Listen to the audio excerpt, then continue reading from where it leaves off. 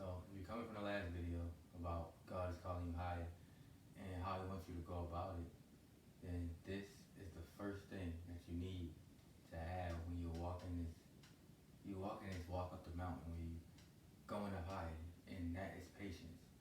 And patience, it's a fruit of the spirit. It's talked about, but it's really not talked about as much as it should be because it's a lot of waiting involved in life. Period.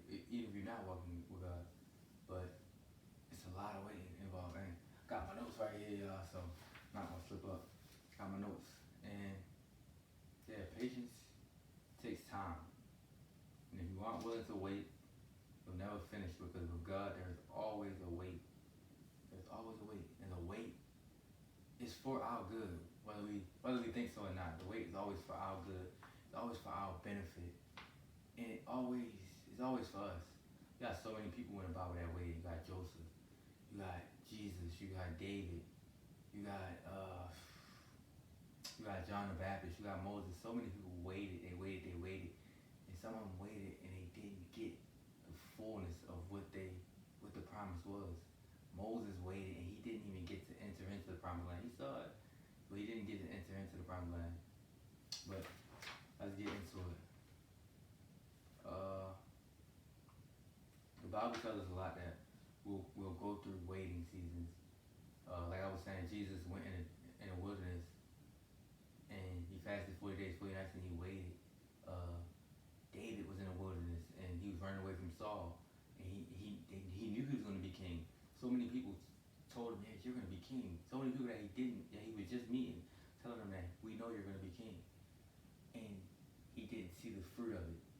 He didn't see the fruit of it, but he believed in his God. He kept pursuing God. He wasn't pursuing being king. He was pursuing doing what God called him to do. And that's the thing that can get us weary. When we pursue the thing that, the title that God gave us, we pursue it. Oh, God called me to be a teacher. I'm going to go pursue teaching. God called me to be a pastor. I'm going to go pursue it. But in the wait, you learn how to chase God and not the call. Because the call is not who you are. The call cannot tell you who you are. It's a part of who you are, but God is the source of everything. He's your identity. So we were made to worship Him. We were made to worship God. So when we focus on Him and we focus on chasing Him, things start to explode more because we're not trying to chase this thing, because ultimately the thing's gonna come when God is ready for it to come to full fruition. So if we're trying to make it happen on our own, what happens? It fails. Look at Abraham. Him and Sarai, they tried to have the baby themselves by Sarah giving him Hagar, and they had Ishmael, but that wasn't what God wanted. God didn't want Ishmael. God wanted Isaac. He wanted it of his own works. God wanted to get the glory out of the situation. So the patience is needed because we're waiting on God's time, and being patient is saying, okay, God, you control time. You made time. You're outside of time, and I believe those things. So I trust you enough to wait and to stay here in this place of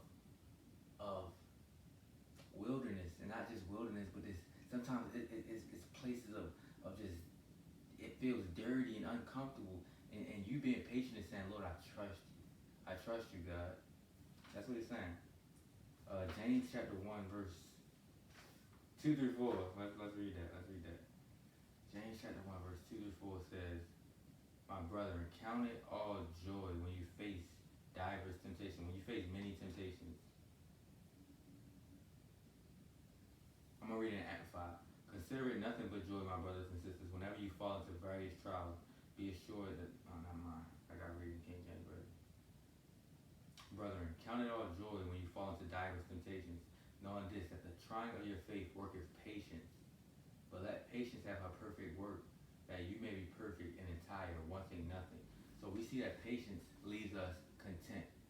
It leaves, when it's perfected, it leaves us content. It leaves us wanting nothing. We don't want for anything. We have all that we need, and we're content with what we have. We're content with the necessity. And then when we may lack a certain thing, we're content. We know that God is working it out. So that's what patience perfected looks like. You're not chasing everything that your eye sees, that catches your eye. You're not chasing it. You're chasing God because you know that God is the source. See, the fruit of the Spirit. The fruit of the Spirit, they all take faith. You cannot walk in the fruit of the Spirit without faith. Not any of them. Because I can go down the list, but patience is really saying, I trust you, God. I trust that you control time and you can do it whenever you can make it happen in the next day. Look at Joseph. He was sitting in that cell for 2 years, thinking he was going to get out. The first time that he helped the people, he thought he was getting out, but he didn't get out until 2 years after. And God changed it in a day. He changed it like that. He changed it. So patience perfected. It brings contentment. And I put it like this: patience plus contentment equals perseverance. So when you're patient and you trust God and you're content with all that you have and with all that you don't have, you'll continue to push through and persevere no matter what it looks like because you trust God. So patience is needed in this walk with God. I'm going to try to speed it up for y'all because it's a lot. But Daniel chapter 7 verse 25 talks about how when the Antichrist comes and all the things, they're going to try to weary the saints. They're going to try to make the saints tired. So if they're trying to make us tired, we have to have patience. We have to have endurance. In Matthew 24 verse 13, I believe, Jesus says, he who endures, the same shall be saved, or something to that extent. But it's not to, like Ecclesiastes 9:11 said, the race is not to the swift, nor the battle to the strong, neither yet the bread to the wise, nor yet riches to men of understanding, nor yet favor to men of skill. But time and chance happens to them all. So it's a time and a chance.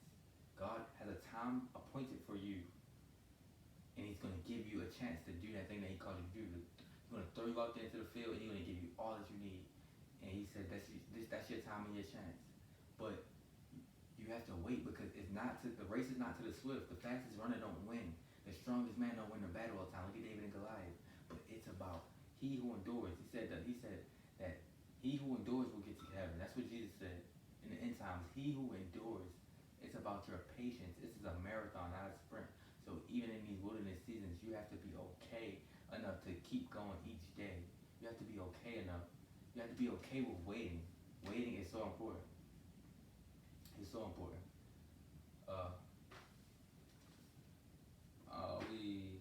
I know I'm moving fast, but I want to make sure I got the video in enough time where y'all can get it all together. With Hebrews 12, I'm going to tell you why we get tired.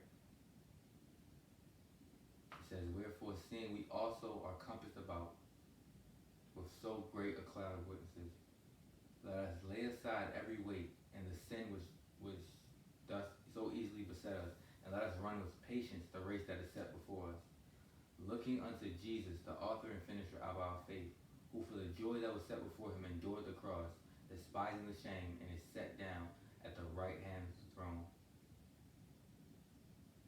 For consider him that endured such contradiction of sinners against himself, lest ye be wearied and faint in your minds. I'm sorry if I'm reading King James, but first off, it tells us run this race with patience that is set before us. It says, look into Jesus, who is the author and the finisher of our faith. It said, because he endured the cross, because he counted it joy what would come out of it. And we're going to talk about that next video, suffering. But he counted it all joy for what was coming out of that suffering. It said, consider him that endured such contradiction of sinners against himself, or you will be wearied and faint in your minds. So when we're not considering the suffering of Jesus, when we're not looking at him, we get weary and tired. When we're so caught up in ourselves, we say, I've been waiting for 2 years. Why didn't you told me you was going to bless me with this, you ain't blessed me with that yet. You ain't do it, like, why do we complain against God like the Israelites? Why do we complain to him? If he said he's going to do it, he will do it because he's not a man that he shall lie. He is faithful. His faithfulness is a shield around us. He cannot lie. It's impossible for him to lie. So if he said he's going to do it, he's going to do it. And this is what I say to you. Don't get weary in well doing, because you shall reap if you faint not. You shall reap in due season if you faint not. So there's a season to your harvest. There's a season that you will reap. but you have to wait for that season. You don't just plant a seed and it instantly sprouts up and you got everything you ever wanted. It's not how it works. I wish it worked that way sometimes, but that's just not how it works. So patience is key to it. You have to allow yourself to sit in that uncomfortability, but have peace and comfort because you have the Holy Spirit and you have the God of peace with you. So that has to be what you have to look at Jesus, or you will be weary. And the enemy's whole agenda is to make you tired, to make you weary, to make you fall asleep. So patience is so key. If you don't be patient, if you don't have the energy to endure, then you won't make it to the end. Endurance is key. And remember what I said earlier. Patience plus contentment equals perseverance. So if you're patient and content, you'll persevere and you'll continue to go, even when it doesn't look like it's bearing any fruit. I know the pain of the wait. I know the pain of the wait. Women wait 9 months to bear their child. They got all types of contractions, all types of pain going on, but the wait is worth it, so worth it. And it's the same for you. God's gonna bless you, but you have to be patient. Patience, and in those waiting seasons where you have to be patient, He's working something out of you and working something in you too. So be patient. Continue to allow God to mold you and shape you and renew you and restore you, because it's all worth it in the end. And the joy that it will bring is unlike any other joy that you receive in your life. So continue to trust God, because He is with you, He is faithful, and He will never leave you nor forsake you. So be patient and allow Him to show you who He's called you to be. I love y'all. I see y'all in the next video. We talking about suffering.